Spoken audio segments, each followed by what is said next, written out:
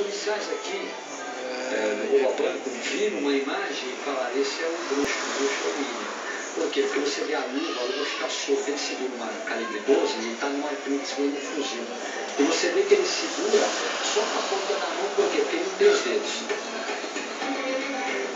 Bruxo tem várias passagens pela polícia por roubo. Foi condenado, mas estava foragido. Flagrando de perfil. Na casa dele, a polícia encontrou a jaqueta, os sapatos e o relógio usados nos assaltos.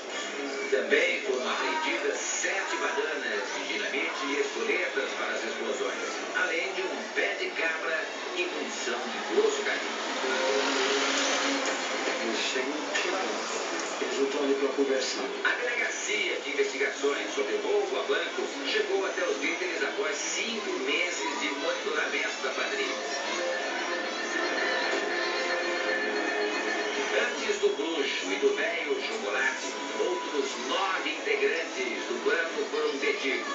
Entre eles, um sargento e um soldado do exército, acusados de terem armas e munições do batalhão para os criminosos.